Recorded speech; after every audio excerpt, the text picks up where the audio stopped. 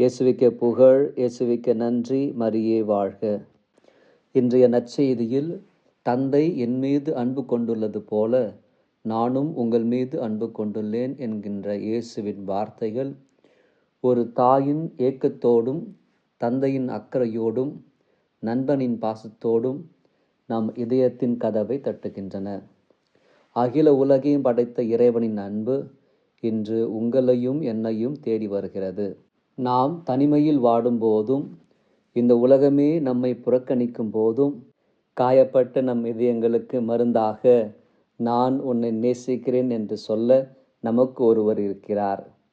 ஒரு குழந்தை தன் தாயின் கரத்தை பற்றிக்கொள்வது போல நாமும் அவர் அன்பை பற்றிக்கொள்வோம்.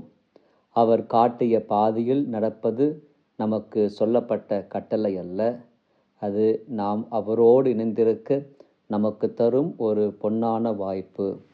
நம் உள்ளத்தில் ஒரு மாறாத புன்னகையை உருவாக்கவும் நம் மகிழ்ச்சி நிறைவு பெறவுமே அவர் விரும்புகிறார்.